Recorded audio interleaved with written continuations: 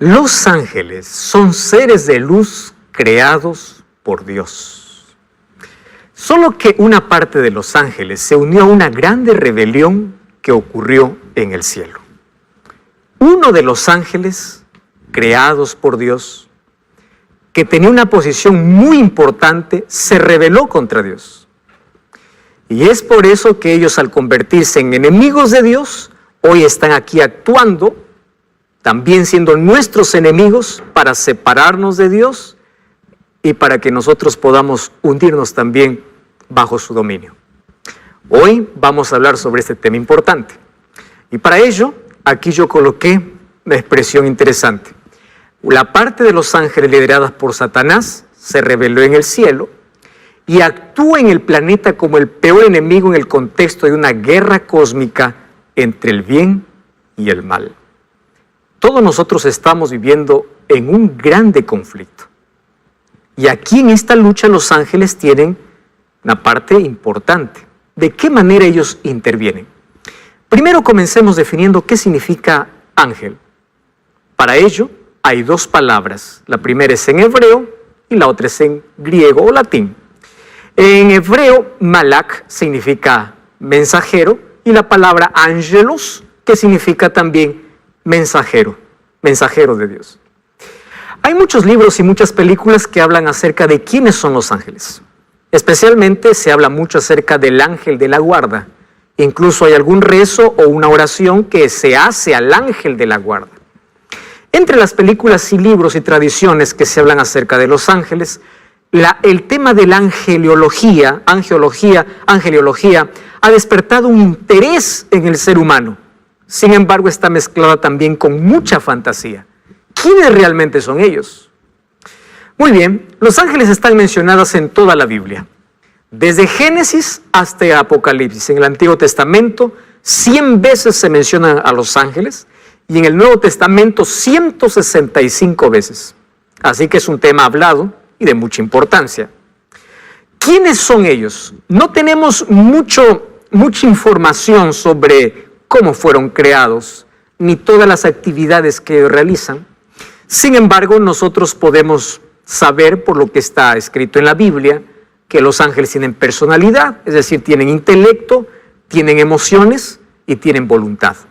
Vamos a repasar, vamos a abrir la Biblia. Por ejemplo, los ángeles cantaron en el nacimiento de Jesús. Lucas capítulo 2, versículo 13 y 14, ellos revelaron su emoción, su alegría cantando. Mira lo que dice Lucas capítulo 2, versículo 13. Repentinamente apareció con el ángel una multitud de huestes angelicales o huestes celestiales que alababan a Dios y decían: gloria a Dios en las alturas y en la tierra paz, buena voluntad para los hombres. Expresan su emoción y dice que ellos cantan. El cielo es un lugar de adoración y los ángeles siempre adoran. En segundo lugar, dice que estos se alegran mucho cuando un pecador se arrepiente. Jesús contó una parábola en el libro de Lucas capítulo 15, en sí son 3 parábolas, pero me llama la atención lo que Jesús dijo en el versículo 10. Dice así: así os digo que hay gozo delante de los ángeles de Dios por un pecador que se arrepiente. Los ángeles también festejan y se alegran cuando hay un pecador arrepentido. Demuestran alegría, ellos cantan. ¿Qué más dice la Biblia acerca de los ángeles? Son seres espirituales que pueden asumir una forma física. Wow, es interesante. Por ejemplo, ahí en el libro de Génesis capítulo 19, cuando los ángeles llegaron para Sodoma y Gomorra, Lot fue para poder decirles que puedan quedar en casa, y después de mucha insistencia dice que ellos fueron y ellos comieron con Lot. Ellos asumen una apariencia humana. Lo mismo pasó también con Abraham. Ellos pueden asumir una forma física. Además, la Biblia describe que los ángeles tienen alas. En algunos casos, como los serafines o querubines, tienen entre 4 y 6 alas. Esto me llama la atención. Por ejemplo, vamos al libro de Isaías, capítulo 6, versículo 2. Isaías 6:2 dice así: por encima de él habían serafines, cada uno tenía 6 alas, con 2 cubrían sus rostros, con 2 cubrían sus pies y con 2 volaban. Qué interesante, esa es la información que tenemos de ellos. Cuando hablamos acerca de los querubines, también dice que tienen 4 alas y ellos están delante de la presencia de Dios. En el libro de Ezequiel capítulo 1, versículo 6, nos da esta información. Además, los ángeles son seres súper inteligentes y poderosos. Y presta atención a esta información. Solo que ellos no poseen los atributos de Dios. ¿Cuáles son los atributos de Dios? Es decir, ellos no son omniscientes, ellos no son omnipresentes, ¿correcto? Ellos no están en todo lugar. Ellos no son eternos, porque fueron seres creados por Dios. Ellos no poseen los atributos de Dios. Sin embargo, ellos sí son superiores a los seres humanos. Cuando David decía, ¿quién es el hombre para que tengas de él memoria? Dice, lo has hecho un poco menor que los ángeles. Claro, son seres allí superiores, solo que son diferentes de Dios. Ellos no conocen todo, no lo pueden todo, no están en todas partes. Ellos están sujetos al tiempo, al espacio, necesitan moverse de un lado para otro. ¿Qué nos dice la Biblia acerca de los ángeles? Los ángeles, como son criaturas, o mejor, seres creados por Dios, ellos no reciben adoración. ¡Wow! ¡Qué importante! Superiores al ser humano, pero ellos no reciben ni veneración, préstame atención, ni adoración. Ni siquiera permite que un ser humano se arrodille. El libro de Apocalipsis capítulo 19, versículo 10, nos hace esta declaración. Dice así, yo me postré a sus pies para adorarle y él me dijo, mira, no lo hagas. Yo soy consiervo tuyo y de tus hermanos que retienen el testimonio de Jesús, adora a Dios. Ellos no reciben adoración. Ellos son seres creados. No sabemos si todos fueron creados a la vez o Dios los creó en diferente tiempo, no tenemos esa información. Y aquí hay un asunto interesante que debemos comprender de los ángeles. Los ángeles no son las almas, esa palabra almas lo voy a colocar entre comillas porque en sí no existe. Las almas de las personas muertas, no es que, una persona murió, ya su alma fue y se convirtió en un angelito. Eso no existe. Tampoco ellos evolucionan de otra vida. No es que los ángeles evolucionaron. Esa es una creencia antibíblica. Los ángeles fueron creados por Dios. Son criaturas de Dios. Y aunque son superiores a los seres humanos, no son iguales a Dios. ¿Correcto? Otra cosa, los ángeles no se casan, no tienen sexo, no mueren. No existen ángeles bebés ni ángeles adolescentes y no hay evidencia que Dios esté creando nuevos ángeles. Esto es interesante. Entonces, los ángeles no se casan, no mueren y no existen ángeles bebés ni adolescentes. ¿Recuerdas cuando Dios creó a Adán? No lo creó bebé, lo creó ya un ser humano. Entonces, los ángeles también son creados de esa manera. Y no es que ellos se reproducen. La reproducción es uno de los dones y regalos que Dios compartió con el ser humano. Ahora, otra cosa que entendemos de los ángeles es que son mensajeros y agentes secretos de Dios.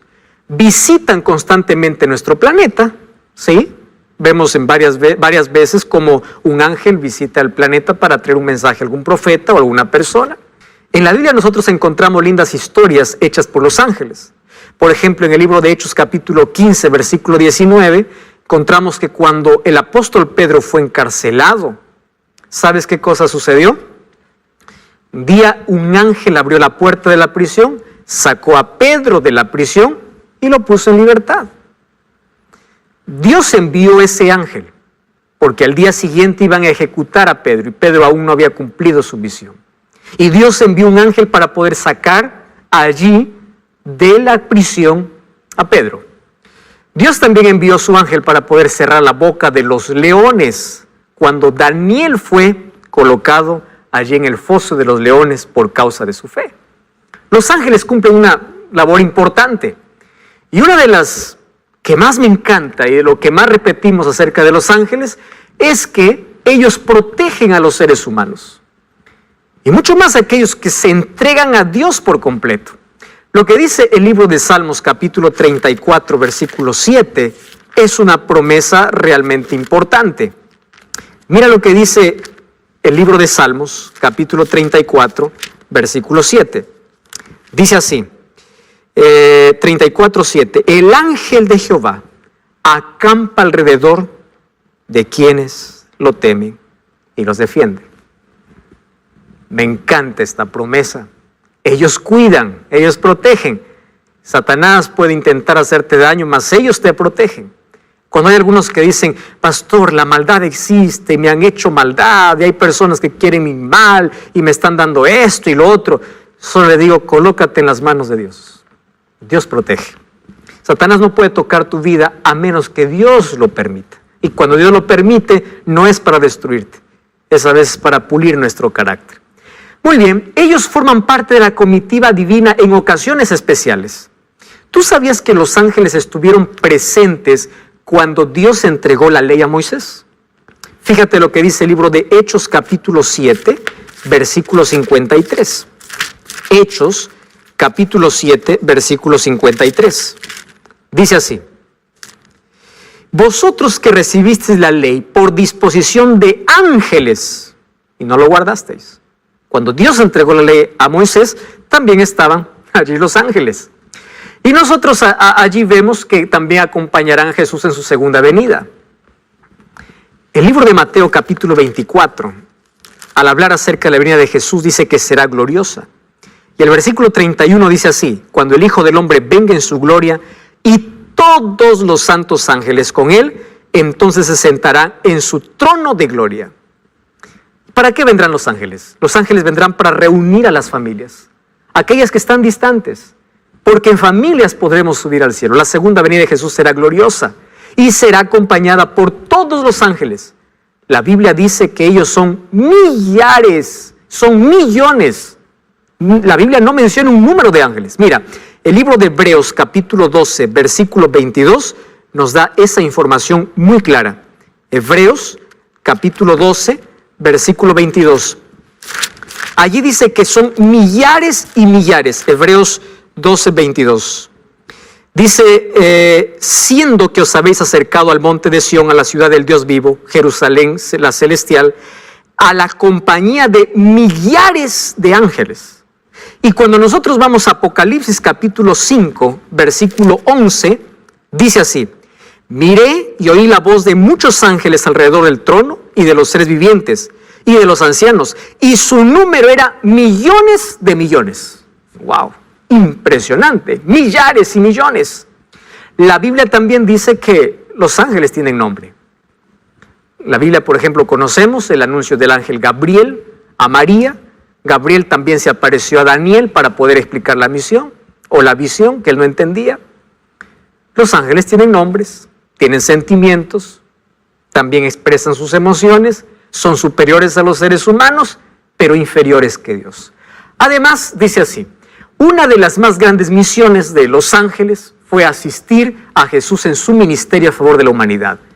Ellos siempre acompañaron a Jesús. Por ejemplo, los ángeles anunciaron el nacimiento de Jesús. ¿Quién anunció a María que ella iba a ser la madre del Salvador? Un ángel. Allí en el libro de Lucas 2, 13 y 14 dice, el ángel se le apareció. Aconsejaron a José y María para que huyeran a Egipto, porque Herodes les estaba persiguiendo. Un ángel fue, dice Mateo 2, 13 al 15, y allí en sueños se le apareció a José. Y le dijo, es hora de que vayas a Egipto. Y José, escuchando la voz del ángel, se levantó, tomó a María y a Jesús y huyeron para Egipto. Fue por la voz de un ángel. Además, acompañaron a Jesús después de la tentación en el desierto. Mira cómo los ángeles acompañaron a Jesús en todo momento. En el libro de Mateo capítulo 4, versículo 11, dice así, y el diablo le dejó, y he aquí vinieron ángeles y le servían. Después de la tentación, ¿quiénes aparecieron? Los ángeles de Dios para poder servir. Acompañaron en su muerte, en su resurrección, también estuvieron allí los ángeles, escoltaron a Jesús cuando ascendió al cielo y ellos formarán parte de su comitiva cuando regresen a esta tierra. Me encanta aquel momento que describe Salmos capítulo 24, cuando Jesús ingresó al cielo. Mira, el capítulo 24 habla acerca del Rey de Gloria, del momento cuando Jesús entró después de la victoria. Y allí dice que se escuchaban voces, el versículo 7, alzad vuestras puertas, o alzado puertas vuestras cabezas, alzad vosotras puertas eternas, y entrará el Rey de Gloria. ¿Quién es el Rey de Gloria? Jehová el fuerte y valiente, Jehová el poderoso de batallas. Gran coro de ángeles allí, una vez más recibieron a Jesús después de la victoria. Y ellos finalmente acompañarán cuando Jesús venga por segunda vez. La pregunta es, ¿cómo surgieron los ángeles del mal? Y aquí entramos a un tema realmente impresionante. Porque Dios no creó seres malos. Dios no creó criaturas imperfectas. ¿Y sabes qué cosa es lo misterioso de todo? Es que los demonios son mencionados como 100 veces en la Biblia, pero ¿quién fue el primer demonio? Fue un ángel perfecto. Un ángel creado por Dios. ¿Y qué cosa es lo que me llama la atención? Cuando yo voy a la Biblia, en el libro de Isaías capítulo 14, versículo 12, yo encuentro cómo es que un ángel perfecto se rebeló contra Dios. Isaías 14, 12 dice, ¿cómo caíste del cielo, oh lucero, hijo de la mañana? ¿Sabes? La palabra lucero es el significado del nombre Lucifer. Lucifer significa lucero, hijo de la mañana. Ahora, en el cielo todo había armonía, todo era perfecto, pero uno de los ángeles que tenía una posición más elevada y era incluso exaltado, de manera misteriosa su corazón se llenó de orgullo y usó su libre albedrío para rebelarse contra su creador. El nombre Lucifer significa portador de luz o lucero de la mañana, que finalmente, después de su rebelión, se convirtió en diablo. ¿Y qué significa diablo? Diablo o Satanás significa aquel que hace trampa, o mejor, aquel que es acusador. Cuando tú acusas a alguien por alguna cosa, ten mucho cuidado de no ser parte de esta legión. Porque a quien le encanta acusar es a Satanás. Él se convirtió en Satanás después de haber sido un ángel perfecto. En la Biblia yo encuentro dos relatos en dos profecías dadas para Tiro y Babilonia, tomando la figura de estos dos reyes para que representan la caída de Satanás. En el libro de Ezequiel, capítulo 28, me habla sobre cómo era o cómo fue creado Satanás. Mira, el capítulo 28, vamos a ver a partir del versículo 13. Ezequiel, capítulo 28, versículo 13, encontramos una declaración importante sobre la creación y sobre la rebelión de este ser. En el huerto del Edén estuviste, toda piedra preciosa era tu vestidura, te vestiste de lo mejor. Versículo 14, tú querubín grande protector, yo te puse en el santo monte de Dios y allí estuviste. El versículo 15 dice, perfecto eras en todos tus caminos desde el día que fuiste creado hasta que se halló en ti maldad. Haciendo referencia a Lucifer, aquel que se rebeló contra Dios. Era perfecto en todo. Y dice, profanaste tu santuario. ¿Por qué? Porque el santuario es la morada de Dios. En el versículo 13 o el versículo 17 dice, con la multitud de tus maldades y con la iniquidad de tus contrataciones, profanaste tu santuario. Él estaba en la presencia de Dios. Él era un ángel protector. ¿Protector de qué? De la ley eterna de Dios. Por eso es que él odia tanto la ley de Dios. Un día él estaba en una posición muy elevada, protegiendo la ley eterna de Dios. Cuando hablemos del tema de la ley, vamos a volver a este asunto importante. Por eso es que el pecado para su surgimiento es ilógico. Él no estaba satisfecho con lo que era y él quiso tener un estatus superior, es decir, él quiso ser igual a Dios, anhelaba la posición de Dios, pero no el carácter de Dios. Hoy hay muchas personas que cuando dibujan a Satanás, lo hacen allí con cuernos, lo hacen allí con una cola, con uñas grandes, ¿verdad? Ese es el diablo. El diablo no es así. Él fue perfecto. Y aunque el pecado ya deterioró su apariencia, él continúa teniendo la perfección. Claro, ya no es perfecto, porque él fue el originador de la rebeldía. Sin embargo, él fue creado perfecto y continúa manteniendo la belleza. No es aquella imagen que por allí nos han vendido de quién es Satanás. Entonces aquí nosotros podemos decir cómo aparecieron estos demonios, porque un ángel perfecto se rebeló contra Dios. Ahora fíjate, un ser creado no puede ser igual al creador. Y aunque Dios le dio las oportunidades para que cambie y reasuma su lugar, Él no quiso. Que Dios nunca actúa, nunca hace un juicio de una manera repentina. Él da oportunidades. Y Él desperdició todas las oportunidades. Por eso hace que las personas hoy puedan desperdiciar todas las oportunidades que Dios les da. Él decidió enfrentar a Dios, reunió a muchos simpatizantes, Él colocó el espíritu de descontento, fue como una semilla que fue allí abriéndose entre todos los ángeles y declaró una guerra contra Dios. Y allí en el libro de Apocalipsis capítulo 12, versículo 7 hasta el versículo 9, encontramos cómo fue esta guerra en el cielo. Mira, Apocalipsis 12, 7. Dice así: después hubo una batalla en el cielo. Miguel, aquí tomando Jesús el título de general, el título de alguien que pelea. Y dice, y sus ángeles luchaban contra el dragón y sus ángeles. El dragón aquí representa a Satanás. Y no se hallaron ya para ellos lugar en el cielo. Fue lanzado el dragón, la serpiente antigua que se llama Diablo y Satanás, el cual engaña al mundo entero. Fue arrojado a la tierra y sus ángeles fueron arrojados con él. ¿Qué ángeles? Aquellas criaturas de Dios que también ahora formaron parte de esta rebelión.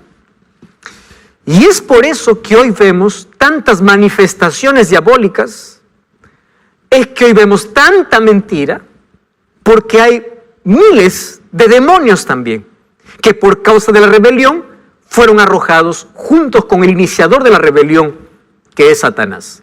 Solo que esa rebelión fue trasladada a la tierra. Y nosotros sabemos cómo Satanás, él usa mucho algunas cosas desde el jardín del Edén para poder engañar a todo el mundo. Así como engañó seres perfectos en el cielo, hoy continúa engañando a seres humanos en la tierra. Y lo hace a través de la seducción, lo hace a través de la apariencia bonita. Él se disfrazó en la serpiente porque la serpiente no era el animal que hoy conocemos, era el animal más hermoso de la creación. Sedujo para poder llevar a la desobediencia contra Dios. Así como sedujo en el cielo a los ángeles, hoy seduce al ser humano para que tú te sigas rebelando contra Dios. Y Satanás no ha cambiado de estrategia. Él continúa seduciendo nuestros sentidos. Eva vio del fruto. Continúa colocando duda en el corazón y ofreciendo lo que nunca puede dar. Le dijo a Eva, seréis como dioses. Y miren la ruina en la cual todo el mundo cayó. Así también el pecado se trasladó aquí en la tierra. Entonces, el apóstol Pablo, en el libro de Efesios, capítulo 6, versículo 10 en adelante, dice que nosotros aquí estamos viviendo en una guerra espiritual. Y en una guerra, aquel que está desarmado, aquel que no tiene protección, muere fácilmente. ¿Y qué significa muerte en esta guerra espiritual? Formar parte de Satanás, del ejército de Satanás. El hecho que formes parte del ejército de Satanás y estás condenado a la muerte. Porque él no tiene nada que ofrecer. Placer momentáneo, diversión momentánea, eso es todo lo que ofrece. Pero nunca paz, nunca esperanza, nunca eternidad, nunca vida. Ahora, todos estamos en una guerra. Y él dice así, hermanos, vestíos de la armadura de Dios, porque Dios nos ha provisto de una armadura en esta batalla. Y me gusta lo que dice el libro de Efesios capítulo 6, versículo 10 en adelante. Y allí dice, vestidos de la armadura de Dios para que podáis estar firmes contra las hechanzas del diablo, porque no tenemos lucha contra sangre y carne, sino contra principados, potestades, gobernadores de las tinieblas de este siglo, huestes espirituales de maldad en las regiones celestes. Si tú te das cuenta, aquí lo que está haciendo Pablo es mencionar una jerarquía diabólica o una organización diabólica por una razón. Recuerda que los ángeles no son seres omnipresentes. Entonces el diablo no puede estar en toda parte. Él está en toda parte a través de sus demonios, pero él mismo no puede estar en todas las partes porque él no es omnipresente. Ese es un atributo que le pertenece solo a Dios. Entonces Satanás está bien organizado. Y aquí, según al apóstol Pablo, la organización diabólica consta en lo siguiente. ¿Quiénes están allí? En primer lugar, los principados, los que gobiernan todo. Luego siguen las potestades. Luego siguen los gobernadores de tinieblas, luego las huestes espirituales en todas las regiones. Está bien organizado para causar daño y maldad en todo el mundo. Entonces el apóstol Pablo dice, para ello tienes que vestirte de la armadura de Dios, tomar el yelmo de la salvación. Tú puedes leer Romanos o Efesios capítulo 6 del 10 en adelante, el escudo de la fe, la espada de la palabra, los zapatos del evangelio. Tienes que tomar la coraza de justicia y tienes que orar en todo tiempo. No hay otra manera de poder resistir a estas fuerzas demoníacas en este planeta. Eso es la manera como tenemos que enfrentarle. El apóstol Pedro ya nos decía, sed sobrios y velad, porque vuestro adversario el diablo viene como león rugiente buscando alrededor a quien devorar. Él no es nuestro amigo, es nuestro peor enemigo. Satanás solamente busca gente para devorar. Devora tus sueños, devora tu vida, devora tu familia, devora la paz, devora tu sonrisa, devora tus proyectos, te devora la vida.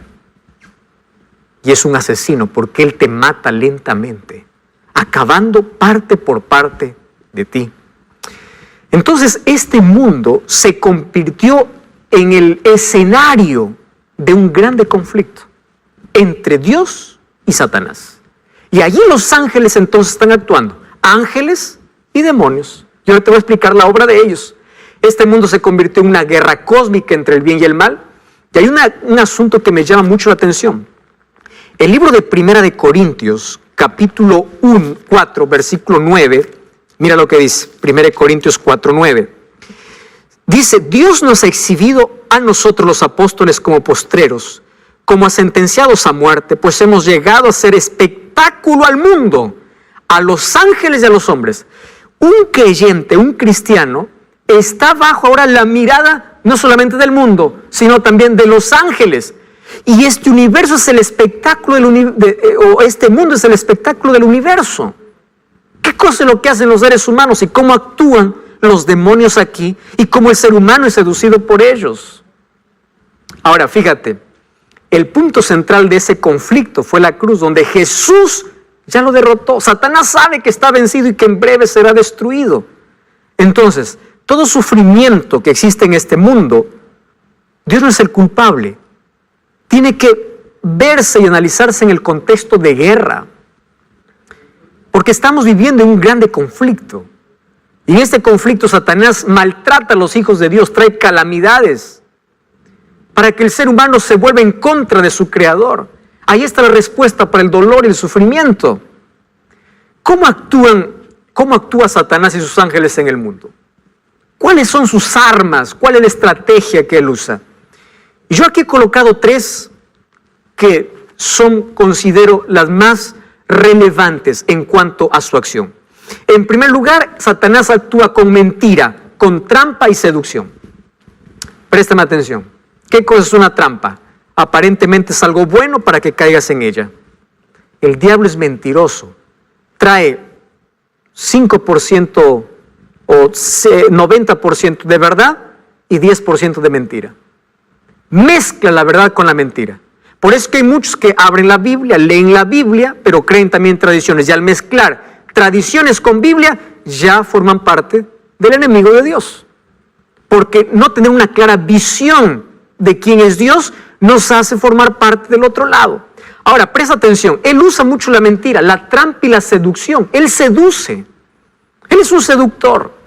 Mezcla la verdad con la mentira, él falsifica siempre la verdad, haciéndole parecer, o a la mentira falsifica haciendo parecer verdad, cuando no lo es, y se puede transformar en un ángel de luz. Mira lo que dice el libro de 2 de Corintios, capítulo 11, versículo 14. Presta atención a ese texto.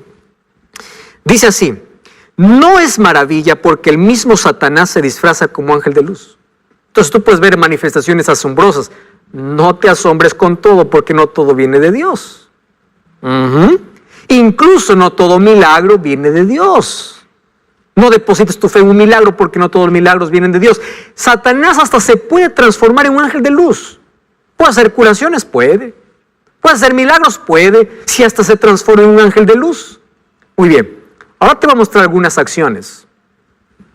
Y te voy a mostrar estas acciones para tener cuidado, para que nosotros no caigamos bajo las zarras del enemigo. Y presta atención, quiero que tomes allí lápiz y papel y puedas anotar algunos textos bíblicos porque por el tiempo no voy a poder leer todos ellos. En primer lugar, Satanás y sus demonios usan la fuerza, la intimidación y la persecución.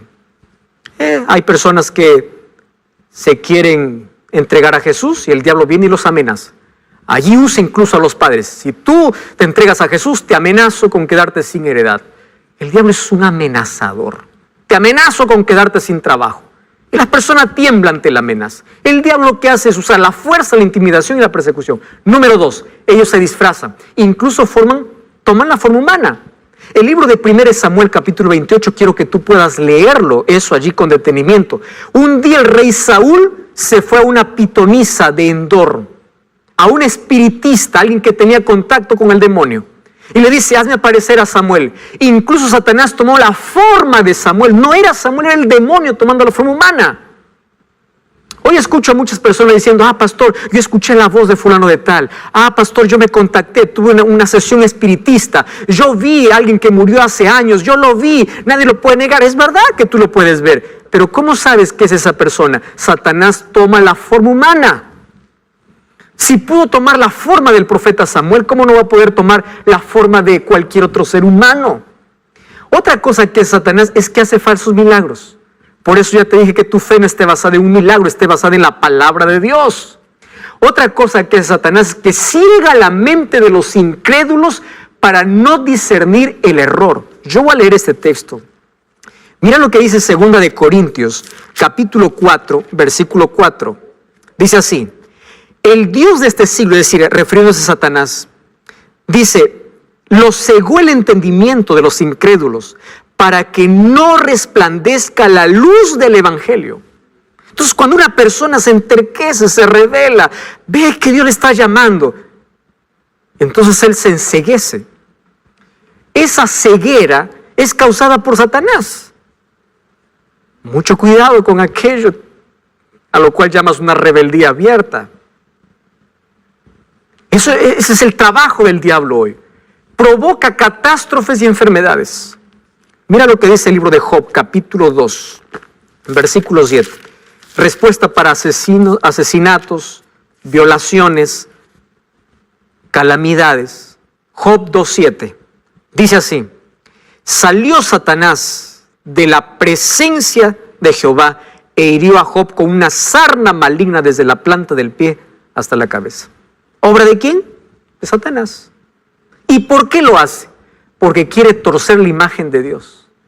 Quiere hacerte pensar que Dios es el culpable de todo. Entonces cuando tú dices, ¿dónde está Dios? Dios no existe. ¿Por qué yo me siento solo? ¿Dónde está Dios en el sufrimiento? Satanás aplaude y dice, ya está dudando de la existencia de Dios. Tú eres la imagen de Dios, provocando Él todas las calamidades. Crean duda de la existencia de Dios. Otra obra de Satanás, acusa a los creyentes de Dios. Mucho cuidado cuando estás acusando, puedes formar parte del ejército de Satanás. Cuando tú acusas a alguien con el dedo por un pecado que está cometiendo, esa es la obra del diablo. Jesús nos enseñó cómo corregir los errores. Con la verdad, con amor, en secreto, con la palabra, con oración. No acusando. Zacarías capítulo 3 dice que Satanás acusó al sumo sacerdote, a un líder, y le dice, este no merece nada. Satanás acusa siempre a los hijos de Dios. Satanás no es omnipresente, por eso es que él no está en todo lugar. Y él manda a sus demonios para que pueda actuar. Él puede seducir a las personas, pero jamás te podrá obligar, porque tú tienes libertad para decidir. Satanás, cuando toma posesión del ser humano,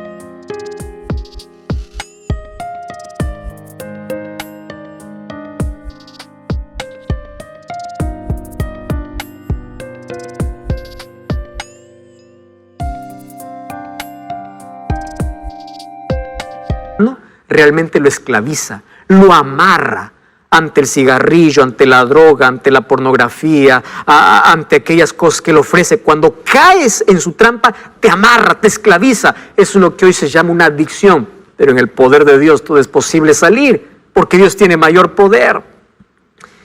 Cuando toma posesión de la mente y el cuerpo de quienes le permiten, Satanás puede tomar una posesión y hay muchas personas que tienen posesión demoníaca. ¿Y cómo se distingue una posesión demoníaca? Una persona que es poseída por Satanás tiene una fuerza sobrenatural.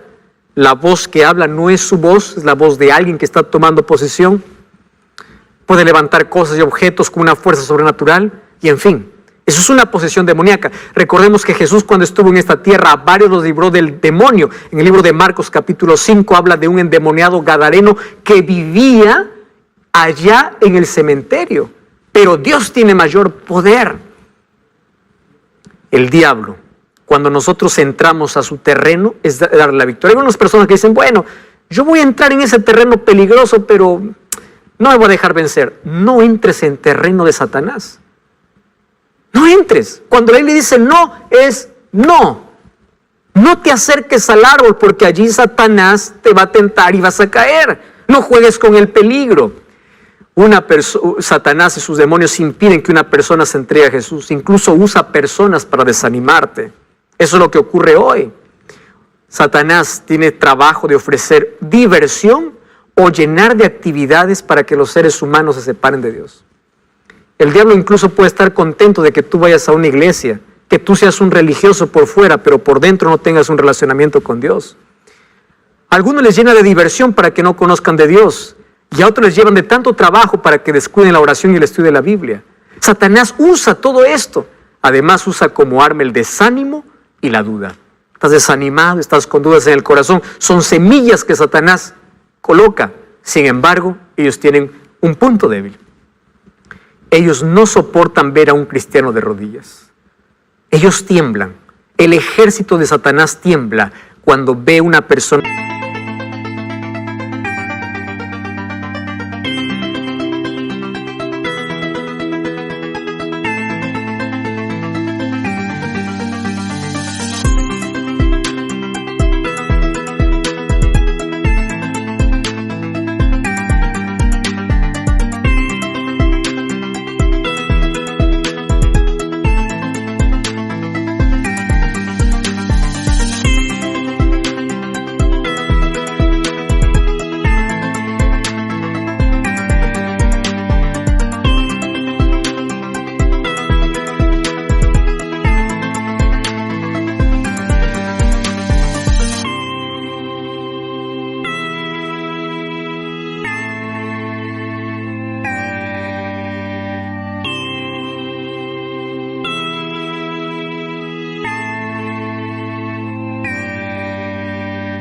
de rodillas delante de la presencia de Dios, no delante de una imagen, no delante de un santo, no delante de un hombre, delante de Dios. ¿Estás entendiendo? Satanás no tiene todo el poder a menos que nosotros lo podamos ceder. ¿Qué debemos hacer? Primero, tienes que saber que Satanás conoce tus debilidades y él va directo al punto donde eres vulnerable. Si tú ya caíste una vez, pierdes fuerza para ceder la próxima vez. Por eso, no cedas. Toda adicción, todo problema comienza con una mentira, una sola vez. ¿Escuchaste esa mentira diabólica? Una sola vez. Un poquito, solo un poquito. Así se comienza. Una sola vez. Y eso estás dando lugar para que Satanás te pueda esclavizar. Por eso no cedas. Y si ya cediste, Dios te puede libertar. Aférrate a Cristo. Número 2, reconoce que Él es más fuerte que tú, pero nunca es más fuerte que Dios. Por eso confía más en Dios. Intentarás separarte de Dios para vencerte. Por eso no te separes de Dios. No te apartes de Dios por cualquier cosa. Separa las cosas que te separan de Dios. Pero aférrate a Cristo. Tu vida, cuando esté en las manos de Dios, Él no puede hacer nada. Enfrenta al enemigo y Él huirá. El libro de Santiago 4:7 dice resistir. ¿Mas cómo se resiste? Aferrándose a Cristo. No des oportunidad al diablo y mantente firme en la tentación y va a pasar. Otra cosa, usa la Biblia y la oración. Sigue el ejemplo de Jesús. ¿Cómo es que Jesús venció a Satanás en el desierto?